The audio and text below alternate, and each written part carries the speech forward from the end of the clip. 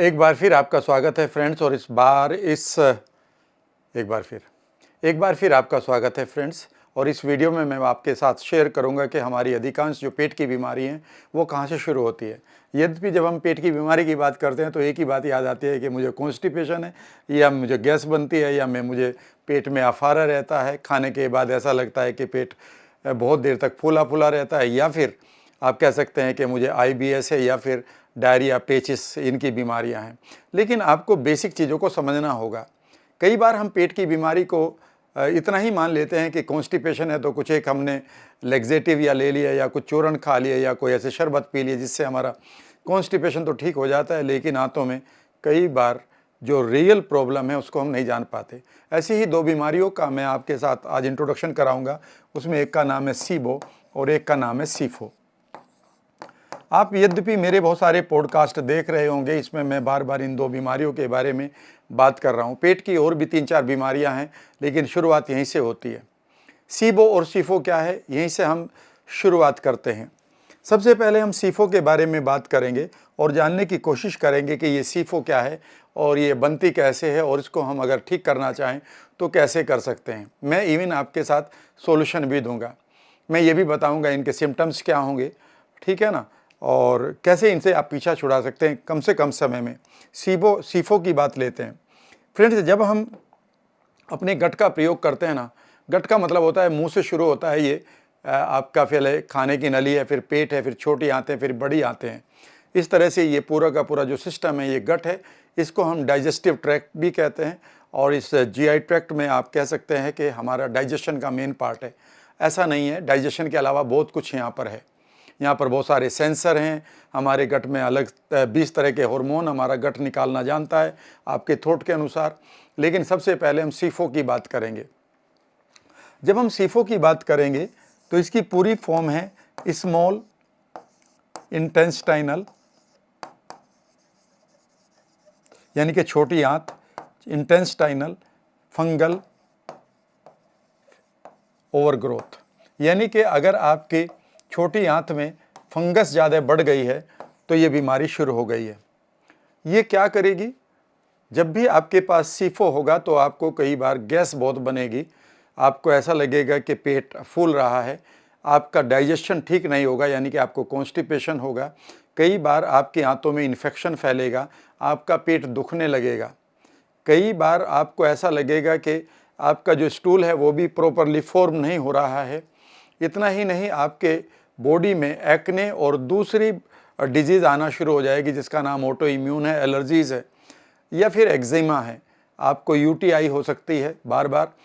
कई बार ऐसा लगेगा कि आपको फंगल इन्फेक्शन हो रहा है बालों में, आपकी स्कैल्प में। याद रखिएगा, इसका मतलब यह है कि आपके गट में सीफो नाम की बीमारी शुरू हो चुकी है। इसे ध्यान से सुनिएगा। इससे एक कदम पहले चलते हैं। जब भी कोई भी चीज़ आप खाते हैं तो ये आपका फूड पाइप है। इससे ये पाइप से ये खाना आपके पेट में जाता है, और इस पेट में जाकर यहाँ पर जैसे ही आप इस खाने को खाते हैं तो आपका पेट जो है, यहाँ से सेंसर्स लगे होते हैं, बहुत सारे सेंसर लगे होते हैं, ठीक है ना। इमीडिएटली आपका जो गट है वो नर्वस सिस्टम के द्वारा, ये वैगस नर्व है, इस नर्वस सिस्टम के द्वारा ये जो पेट आपके माइंड को बताता है कि हमारे पास कितनी प्रोटीन आ गई है, कितना कार्बोहाइड्रेट है और कितना फैट है, राइट।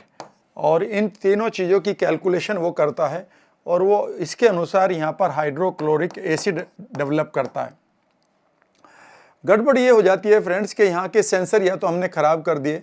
अगर यहाँ के सेंसर हमारे ख़राब हो गए हैं तो ये मैसेज सही नहीं भेजेंगे माइंड को, और फिर माइंड जो है आपके गट को रिएक्शन के लिए कुछ भी इंफॉर्मेशन नहीं दे रहा है कि कितना आपको एसिडिक मीडियम क्रिएट करना है, यानी कि कितना एसिड बनाना है। तो ये पहली प्रॉब्लम है कि आपकी वैगस नर्व खराब हो रही है, इसको ठीक करना होगा।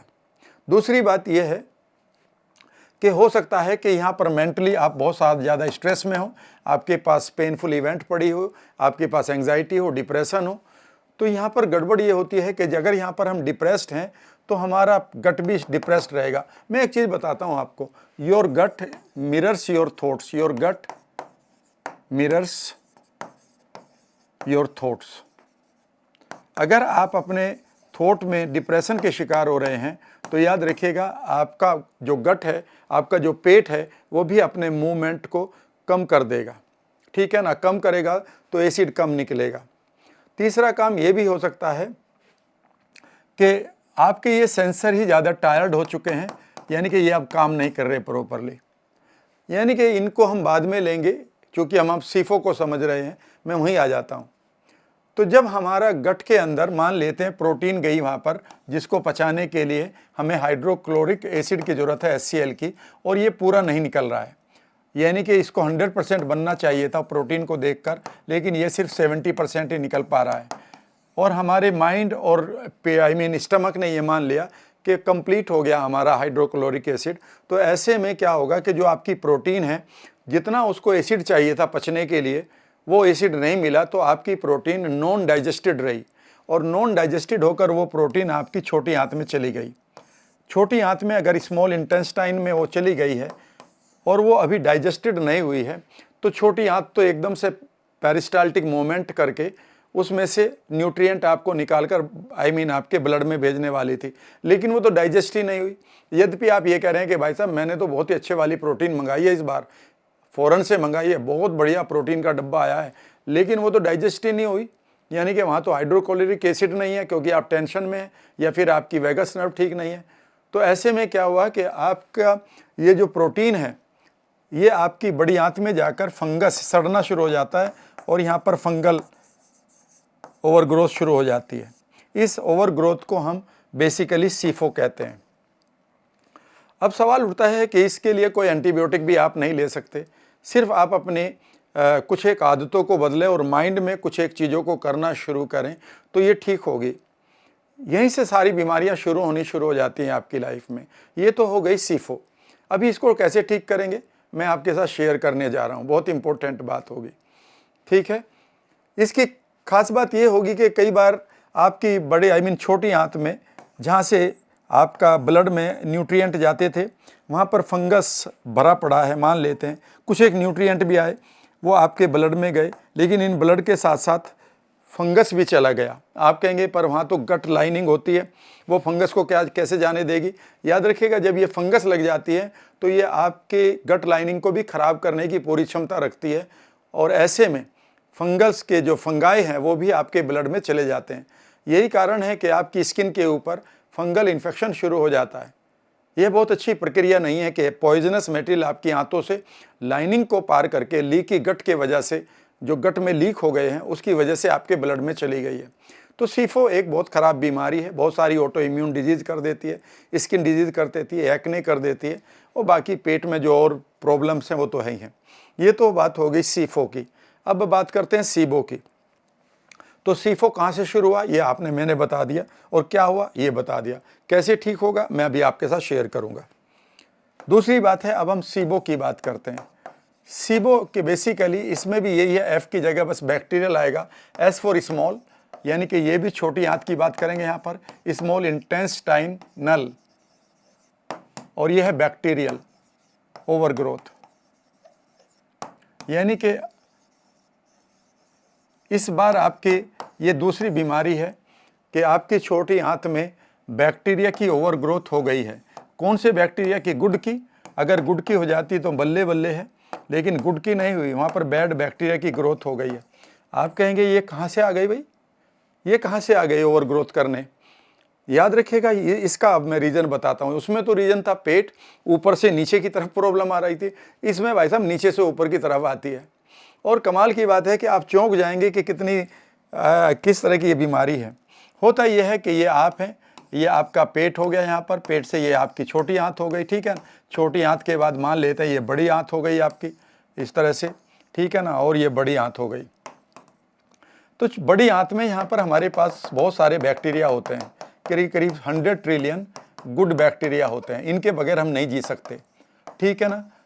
तो अब रीज़न समझिएगा, इसके ऊपर मैं अलग से वीडियो बना ही रहा हूँ, सीरीज चला रहा हूँ एक किताब की। तो मैं गट के ऊपर बहुत सारी चीज़ें मैं आपको देने जा रहा हूँ, अनलिमिटेड देने जा रहा हूँ, वेगस नर्व के ऊपर भी देने जा रहा हूँ, पर अभी इसको समझने की कोशिश करिएगा। तो होता यह है कि यहाँ पर हमारे पास 100 ट्रिलियन गुड बैक्टीरिया होने चाहिए, लेकिन कई बार ये 100 ट्रिलियन बैक्टीरिया नहीं रहे, मान लेते हैं ये लेस देन 100 ट्रिलियन है, यानी कि लेस देन 100 ट्रिलियन है, ठीक है ना, कम है ये लेस रह गए, ठीक है ना, या फिर इनको आपने खाना नहीं दिया प्रॉपरली, ये वीक हो गए, ये वीक भी हो जाते हैं कई बार। तो ऐसे में क्या करेंगे कि ये जो बैक्टीरिया हैं, ये इनका जो अनुपात रहता है वो 80-20 रहता है, यानी कि 80 जो है गुड बैक्टीरिया है और 20 है बैड बैक्टीरिया, और ये बेसिकली बैड बैक्टीरिया बीबी। ओके, तो जैसे ही इनकी पॉपुलेशन कम होती है, मान लेते हैं 70% रह गए, तो ये 30% हो गए, इज दैट राइट? तो जैसे ये बैड बैक्टीरिया यहाँ पर अपनी पॉपुलेशन को बढ़ाते हैं, तो ये इनको हराना शुरू कर देते हैं, आउट मसल करना शुरू कर देते हैं गुड बैक्टीरिया को।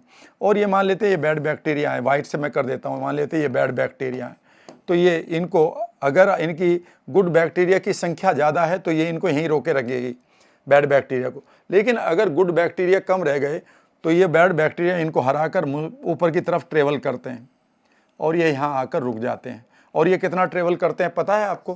करीब करीब 30 फीट, क्योंकि 7-8 फीट की तो आपकी यही है बड़ी आंत और 21 फीट की है, करीब करीब 30 फीट ये ऊपर की तरफ चलते हैं एंटी ग्रेविटी। 30 फीट का मतलब है कि भाई साहब अगर आप 10 फीट के एक कमरे में, ऊंचे कमरे में रहते हैं, तो 3 मंजिला इमारत जितनी ऊंची होती है, इतनी ट्रेवल करके ये बैड बैक्टीरिया उस जगह पर आ जाते हैं जहां पर इनकी कॉलोनी नहीं बननी चाहिए थी, जहां पर ये बिलोंग नहीं करते। यानी कि आपकी छोटी आंत में इनका कोई काम नहीं होना चाहिए था। आपकी छोटी आंत में आपके पेट से ग्राइंड होकर जो खाना यहाँ पर आता है उसके न्यूट्रिएंट आपके ब्लड में चले जाते हैं, लेकिन यहाँ पर ये बैड बैक्टीरिया अपना काम करना शुरू कर देते हैं, अपनी पॉपुलेशन बढ़ा लेते हैं। आप कहेंगे इनका नुकसान क्या है, ये भी पड़े रहने दो इनको एक तरफ। नहीं, अब गौर से सुनिएगा। बेसिकली ये जब बैड बैक्टीरिया अपने जीवन को समाप्त करते हैं तो इनका जो, आप कह सकते हैं इनकी जो डेड बॉडी है, सिंपल शब्दों में बता रहा हूँ, उनकी खास बात ये होती है कि उनको हम एंडोटॉक्सिन्स कहते हैं, एंडोटॉक्सिन्स। और ये एंडोटॉक्सिन्स इतने खतरनाक होते हैं कि ये आपके ब्लड में चले जाएंगे, लीकी गट कर देंगे, गट की लाइनिंग को ख़राब कर देंगे और आपके खाने के साथ ये आपके ब्लड में चले जाएंगे। इनकी खास बात ये भी होती है, कई बार लोग कहते हैं मीट क्यों नहीं खाना चाहिए। मीट इसलिए नहीं खाना चाहिए कि जब किसी उस पशु को काटा जाता है, उसकी आंत में जो बैड बैक्टीरिया होते हैं तो वो मरने शुरू हो जाते हैं और वो जो एंडोटॉक्सिन्स हैं वो ट्रेवल कर जाते हैं ब्लड में उतनी देर में, क्योंकि जैसे ही फियर आएगा या वो एक ट्रॉमा में आएगा तो वो जो गट लाइनिंग है वो ख़त्म हो जाएगी, क्योंकि गट लाइनिंग डायरेक्टली हमारे माइंड के साथ जुड़ी होती है। तो जो एंडोटॉक्सिन्स है वो ट्रेवल कर जाते हैं, यात्रा कर जाते हैं, घुस जाते हैं ब्लड में। इन एंडोटॉक्सिन्स की खास बात ये रहेगी कि आप इनमें कितना भी इनको उबाल लो, कितने भी उबलते पानी में सीटी लगाओ, जी आपने तो 10 सीटी बनाई है, मटन बढ़िया बनाने के लिए 10 सीटी लगाई है, नहीं, ये नहीं मरेंगे। याद रखिएगा, ये एंडोटॉक्सिन्स जिंदा रहेंगे। और ये एंडोटॉक्सिन्स अगर आपके ब्लड में चले गए आपकी आंतों से, तो आपको एक बीमारी करेंगे जिसका नाम है एंडोटॉक्सीमिया, यानी कि अब आपके ब्लड में ये बैक्टीरिया जा चुके हैं, और चूंकि ये बैक्टीरिया जा चुके हैं तो ये नुकसान करेंगे आपकी इम्यूनिटी के साथ। आपकी इम्यूनिटी इनसे लड़ेगी, कई बार इन्हीं आपकी इम्यूनिटी या तो हार जाएगी, क्या रिएक्ट करेगी। कई बार आपकी इम्यूनिटी इनको नहीं पहचान रही है, तो ये आपकी बॉडी के अंदर बहुत सारे बैक्टीरियल इन्फेक्शन शुरू कर देंगे। आपको बार बार हो सकता है कि बैक्टीरियल इन्फेक्शन हो रहा हो अभी भी, और आप कह रहे हो कि यार हर बार एंटीबायोटिक खाने पड़ते हैं जल्दी जल्दी। एंटीबायोटिक इसलिए खाने पड़ रहे हैं कि आपकी बॉडी के अंदर ये एंडोटॉक्सिन्स पहुंचते जा रहे हैं। ये सबसे बड़ी प्रॉब्लम है सीबो की। सीबो की इसके साथ और भी बहुत सारी परेशानी है कि आपका डाइजेशन खराब रहेगा, ठीक है ना, आपकी नींद खराब हो जाएगी, आपके गट में जितने खूबसूरत न्यूरोट्रांसमीटर बनने चाहिए थे वो नहीं बनेंगे। उनके आने वाले नुकसान क्या होंगे उसे अगली वीडियो में मैं बताऊंगा, किसी और वीडियो में। अब सवाल यह है कि ये सीबो क्या कॉमन है? मैं ये कह सकता हूँ कि 99% इंडियंस को कॉमन है। इनकी खास बात यह भी है कि आप कैसे पहचानें कि आपको सीबो हो गया है या सीफो हो गया है। इन दोनों बीमारियों में आपको शुगर की बहुत क्रेविंग होगी, क्योंकि ये आपसे कहेंगे बैड बैक्टीरिया, ए जाओ मेरे लिए शुगर लेकर आओ। और आप एकदम से जाएंगे मिठाई की दुकान पर, खाएंगे आइसक्रीम, और या ये मांगेंगे आपसे कि मैं हमारे लिए रिफाइंड कार्बोहाइड्रेट खाओ, तो कभी आप पास्ता खाएंगे और कभी आप बर्गर खाएंगे, और कभी आप चाउमीन खाएंगे, और कभी आप नूडल्स खाएंगे, और कभी आप पिज़्ज़ा खाएंगे। आप कहेंगे इट इज़ माई स्टाइल और मेरा मन करता है इसलिए मैं कर रहा हूँ। आपका मन नहीं कर रहा है, आपके मन को हैक कर लिया गया है। याद रखिएगा, ये सारे के सारे जो बैक्टीरिया हैं, बैड बैक्टीरिया, ये आपके माइंड को पूरी तरह से हैक करने की पॉसिबिलिटीज़ और ताकत रखते हैं। ये मैं किसी और वीडियो में बताऊंगा। इवन यहाँ तक कि लोग आत्महत्या करने के लिए जब तैयार हो जाते हैं, बड़े से बड़ा कदम उठाने के लिए तैयार होते हैं, खुद को बर्बाद करने के लिए, उस समय भी वो किसी बैक्टीरिया के शिकार हो जाते हैं। ये मैं आपके साथ साइंटिफिक रिपोर्ट दूंगा। तो इसका मतलब ये है कि आपके लिए सीबो और सीफो से बचना जरूरी है।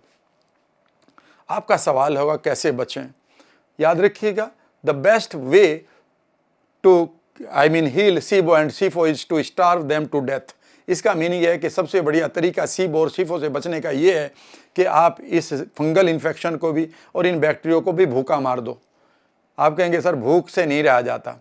याद रखिएगा, अगर आप ये कह रहे हैं कि जी मैं फल तो खा लूँ या सलाद तो खा लूँ, पर फल खाते ही और सलाद खाते ही अगर आपको गैस बन रही है, तो समझ लीजिए ये बैक्टीरिया आपके बॉडी के अंदर हद से ज़्यादा बढ़ चुके हैं। कहाँ पर? बॉडी के अंदर का मतलब है छोटी आंत में, जहाँ ये नहीं होने चाहिए, और ये उसे लायक ही नहीं कर रहे और आपको रिएक्शन दे रहे हैं।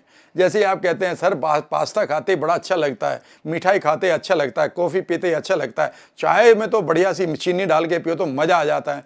समझ लीजिए आप ऑलरेडी कंट्रोल्ड हो रहे हैं किसी और के द्वारा, जो आपके दुश्मन आपके घर में घुसे हुए हैं। ये तो वही वाली बात है कि आपके घर में कोई किडनैपर आ गए और वो आपसे कहे बना कर लाओ खाना, और आप बेचारे हैं, अब आप उनके लिए खाना भी बना रहे हैं, आप उनके लिए पानी भी लेकर आ रहे हैं, आप अपना काम तो कर नहीं रहे हैं। तो आप अपना नहीं काम कर रहे हैं, इनके लिए कर रहे हैं। अगर आप इनके साथ जी रहे हैं तो ये आपकी बहुत सारी प्रॉब्लम्स क्रिएट कर रहे हैं। उन प्रॉब्लम को मैं यहाँ सारा गिनवाऊंगा तो लंबी वीडियो हो जाएगी। अब सवाल उठता है कि कैसे ठीक करें, तो मैं कुछ चीज़ें बता रहा हूँ। नंबर 1, आप कभी भी जो शुगर है उसकी क्रेविंग को हैंडल करना सीखिए। शुगर को आप छोड़ना सीखिए। जो रिफाइंड शुगर है उसकी आपको कोई ज़रूरत नहीं है, वो आपके लिए बड़ी ख़तरनाक है, क्योंकि जैसे ही आप रिफाइंड शुगर खाएंगे या रिफाइंड आप कार्बोहाइड्रेट्स खाएंगे तो इमीडिएटली जो आपके ये बैक्टीरिया हैं ये ओवर ग्रो करेंगे और आपसे कहेंगे और लाओ, और आप कहेंगे ओके माया का मैं और लेकर आता हूँ आपके लिए कार्बोहाइड्रेट, और ये बढ़ते रहेंगे और जो आपके गुड बैक्टीरिया हैं वो बेचारे मरते रहेंगे। एक समय आएगा कि आपकी पूरी आंतें खराब हुई पड़ी हैं, अंदर के सेंसर खराब हुए पड़े हैं, सब कुछ। अब सवाल उठता है कि कई बार शुगर नहीं छोड़ी जा रही है तो क्या करें? मैं आपको चीज़ बता रहा हूँ। नंबर 1, इस शुगर की क्रेविंग को पूरा करने के लिए आप मौसमी खाएं, जिसको आप साइट्रस फ्रूट कहते हैं। जैसे ही आप मौसमी खाते हैं ना, और खाइए, उसके जूस की बात नहीं कर रहा हूँ, जूस मत पीजिएगा। जूस पीने से इमीडिएटली आपका इंसुलिन ऊपर चला जाता है, आप इंसुलिन रेजिस्टेंट हो जाएंगे और वो फ़ायदा करने की जगह नुकसान करेगा। एक मौसमी के जूस को पीने के लिए, 4 मौसमी के जूस को पीने के लिए आपको 5, 7, 10 सेकंड लगेंगी, ठीक है ना? वो नुकसानदायक हो जाएगा। उसके बारे में अलग वीडियो बनाऊंगा कि इंसुलिन रेजिस्टेंस कैसे आपको बीमार करती है, मोटा करती है। लेकिन अगर आप उसे खाएंगे तो वो जो फाइबर है और वो उसमें जो उसका क्रेविंग है, तो उसकी शुगर की क्रेविंग ख़त्म हो जाएगी इसे खाकर, और आपके जो बैक्टीरिया उन्हें लगेगा कि हाँ हमें शुगर मिल गई है, जबकि उनको शुगर नहीं मिली। आपकी क्रेविंग ख़त्म हो जाएगी, लेकिन इन बैक्टीरिया को मारने के लिए ये जो इसका फाइबर है वो बहुत इम्पोर्टेंट है, और यही काम आप सीफो में भी करें। तो पहला काम करें कि शुगर की क्रेविंग को आप किसी साइट्रस या ऑरेंज के जो है फ्रूट से पूरा करें, पल्प भी ज़रूर खाएं, और दूसरा खूब फाइबर खाएं। फाइबर बेसिकली इनके लिए पॉइज़न है, यानी कि सीबो और सीफो को ख़त्म करना है तो खूब फाइबर खाएं, खूब फाइबर खाएं, ठीक है ना? जितना आप ज़्यादा फाइबर खाएंगे, सैलड खाएं, हरे पत्तों का सैलड खाएं, आप चिया सीड खाएं, आप फ्लैक्स सीड ले सकते हैं, आप इसबगोल ले सकते हैं, आप बबूल की छाल का हमारे पास एक प्रीबायोटिक फूड आता है, अकेसिया बोलते हैं उसको, प्लस आप दूसरे फाइबर ले सकते हैं जो रोज़मर्रा की लाइफ में आते हैं। सीज़न के फ्रूट्स लीजिए, सीज़न की जो सब्जियां उन्हें खाइए, तो वहाँ से आपको ये फ़ायदा मिलेगा। लेकिन इसके बाद दूसरी भी चीज़ है, वो है मैजिक वेव। मैजिक वेव, इसको समझिए की कोशिश करेंगे। अब सवाल उठता है कि एक मैजिक वेव आपके पास एक ऐसी प्रक्रिया है आपकी आंतों में जो बहुत इंपॉर्टेंट है आपको समझने की कोशिश करिएगा। ये आप हैं, आपने खाना खाया, पेट में गया और पेट में ये खाना था, 4-5 घंटे तक इसको ग्राइंड किया गया और धीरे धीरे इसको यहाँ से खाली कर दिया गया। ये आंत में चला गया और आंत में इसको धीरे धीरे इन पेरिस्टाल्टिक मोमेंट के द्वारा आंतों की दबना खुलना के कारण इसमें से फूड न्यूट्रिएंट आपके ब्लड में चले गए, आपका पेट यहाँ से खाली हो गया, ठीक है ना। आपका हाथ पे भी यहाँ पर खाली हो गई और ये आगे की तरफ जाता रहा। जब आपका पेट पूरी तरह से एम्प्टी होगा, ध्यान से सुनिएगा, और आपकी आंतें भी एम्प्टी होंगी, यानी कि इनके पास ये फूड नहीं है, ये भी आगे चला गया, ये भी पूरी तरह से आप समझिए कि आगे चला गया, आप यूँ समझिए, ठीक है ना। इसे हम आगे ले जाएं तो अब आपकी आंतें यहाँ से खाली हैं और ये बड़ी आंत में जाकर खुल जाती है, आपका पेट भी खाली है। तो जब आपके पेट में कुछ नहीं होता और आपकी छोटी आंत भी खाली होने लगती है, क्योंकि 21 फीट की है तो समय लगेगा ना, लेकिन पीछे से वो खाली होती जा रही है, तो यहाँ पर आपकी बॉडी हर 90 मिनट में आपके गट के अंदर एक अपना ब्रेन होता है। तो यहाँ पर जो आपका गट ब्रेन है, कौन सा ब्रेन है, जो आपका गट ब्रेन है, वो एक डिसीजन लेता है और वो डिसीजन लेता है कि ये प्रेशर वेव क्रिएट करता है, यानी कि इधर से ये प्रेशर लेगा और ऐसे दबा देगा और इसे जो भी चीज़ यहाँ पर बची हुई है उसे आगे की तरफ धकेल देगा और धकेल कर वो यहाँ पर ले आएगा जहाँ पर बड़ी आंत है और यहाँ पर हमारे गुड बैक्टीरिया हैं। और गुड बैक्टीरिया जो है इंतज़ार कर रही है बैड बैक्टीरिया कि आओ हम तुम्हें मारेंगे, ठीक है ना। तो गुड बैक्टीरिया को आपको बचाना है, जिसकी वीडियो मैं आपके साथ शेयर करूंगा कि गुड बैक्टीरिया को कैसे बचाएं। तो उसमें एक कंडीशन है कि गुड बैक्टीरिया यहाँ पर अच्छी तरह से होने चाहिए और ये आंतें खाली होनी चाहिए, पेट खाली होना चाहिए। तो सबसे बढ़िया बात यह है कि आप रात को, जो आपका रात का समय है, उस समय को एक्सटेंड कर दें। अगर आप सीबो की बीमारी को ठीक करना चाहते हैं तो जो है शाम का जो खाना है वो 6-7 बजे तो नहीं खाया जा सकता, लेकिन 8 साढ़े 8 बजे तक खा लें। मान लेते हैं 8:30 PM पर आप लास्ट खाना खा लेते हैं, उसके बाद आप कुछ और ना खाएं। ये ना करें कि अभी कुछ और खा लिया, अभी कुछ और खा लिया, अभी कुछ और खा लिया, और कुछ नहीं, सोने से पहले आपने 10 बादामी मुंह में डाल लिए किचन में जाकर, तो ये तो पेट कभी भी नहीं खाली रहेगा। और खाली नहीं रहेगा, जब तक ये खाली नहीं होगा तब तक ये प्रेशर वेव नहीं बनेगी, यानी कि पीछे से प्रेशर आते हुए दबेगी ये पूरी तरह से और आगे को दबेगी, फिर यहाँ से दब जाएगी और आगे को धकेलेगी, यहाँ से दबेगी और आगे को धकेलेगी, फिर 90 मिनट के बाद फिर इधर से, फिर इधर से, फिर इधर से। यानी कि अगर आपकी आंतें 6-7 घंटे के लिए पूरी तरह से खाली हैं, पेट खाली है, तो आप 6 राउंड रात को दे रहे हैं अपनी आंतों को ठीक होने के लिए। ये वही मोमेंट है जब आपके इन बैक्टीरियाज को, इन बेकार की फंगस को, इन बेकार के बैक्टीरिया को, फंगस को आपकी आंतें धकेल रही है ना। ये डिवाइन प्रोसेस पर आपको कभी नहीं बताया गया। लेकिन गड़बड़ ये रहती है कि यहाँ पर अगर आपने कुछ खाया, जैसे ही पहला बाइट लेते हैं आप ब्रेकफास्ट का, अगली सुबह जैसे ही पहला बाइट लेंगे, अगली सुबह जैसे ही आप पहला टुकड़ा लेंगे, एकदम से ये वेव बंद हो जाएगी। इस वेव को और बढ़ा लो ना भाई। मैं रोजाना कहता हूँ यार इंटरमिटेंट फास्टिंग कर करो ना, उठते ही क्यों चाय पी रहे हो। इस चाय से कभी पेट साफ नहीं होता कि जी चाय से मेरा कब्ज टूटता है। चाय का और कब्ज का कोई लेना देने नहीं, ये ट्रिगर बना हुआ है, 4 दिन में ठीक हो जाएगा ठटका, ठीक है ना। पानी ले सकते हो, पानी से कोई फर्क नहीं है, ठीक है। और इस तरह से आप इस एक्सटेंड करिए कि 10-11 बजे तक आप कुछ नहीं खा रहे हैं, वेव चल रही है आपके पेट के अंदर। लेकिन यहाँ पर एक चीज़ समझने की कोशिश करिएगा जो बहुत नुकसानदायक है आपके लिए, हो सकती है आपका ध्यान रखिएगा। ये आप हैं यहाँ पर, ये आपका है और यहाँ पर आपका माइंड है, ये ठीक है ना, यहाँ पर माइंड है। मान लेते हैं आप शाम का खाना खा रहे हैं, शाम का खाना खाए आपने और ये खाना भी यहाँ पर है और यहाँ पर आपके माइंड के अंदर आपने किसी के साथ मैसेज करना शुरू कर दिया, बात करनी शुरू कर दी, ऊट पटांग कोई आपको मेमोरी आ गई, ऊट पटांग मूवी देख ली आपने, ठीक है ना, और यहाँ टेंशन आ गई मान लेते हैं। तो इस टेंशन को लेकर याद रखिएगा, ये माइंड में नहीं गई, माइंड इमीडिएटली इस टेंशन को लेकर आपके पेट पर भेजेगा, सभी अंगों में भेजेगा पर पेट पर भी भेजेगा।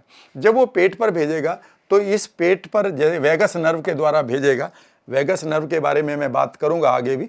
तो अब ये क्या होगा कि जैसे ये टेंशन यहाँ पर जाएगी तो जो इसका मूवमेंट है पेट का और जो इसका एसिड है वो अपने आप में, आप यूँ समझिए कि इसकी स्लो डाउन हो जाएगा।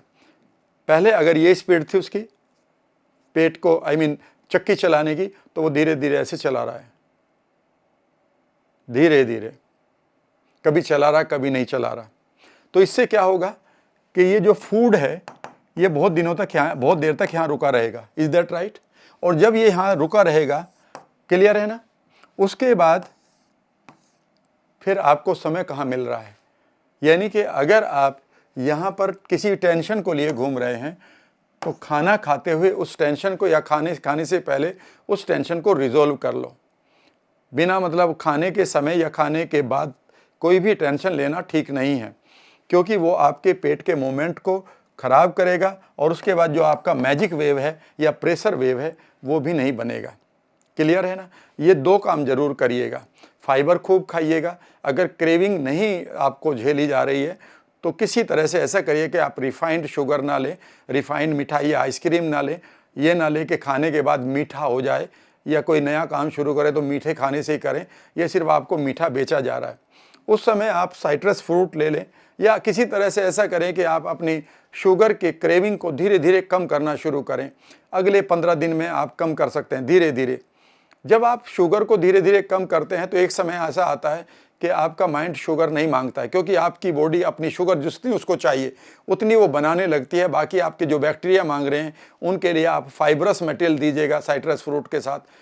उससे 2 फायदे होंगे कि एक तो आपकी क्रेविंग खत्म हो जाएगी और दूसरा वो उन बैक्टीरियाज को मारेगी। खूब फाइबर खाइए, पॉजिटिव रहिए, और जो प्रेशर वेव है इसको और बढ़िया बनाने के लिए ऐसा करिए, रात को जब सोएं तो आप एक बढ़िया सा रिलैक्सेशन में जाइए, योग निद्रा में जाइए। मेरी वीडियो है राम वर्मा योग निद्रा, डालोगे तो 2 वीडियो आएंगे, एक 20 मिनट की है, एक 40 मिनट की।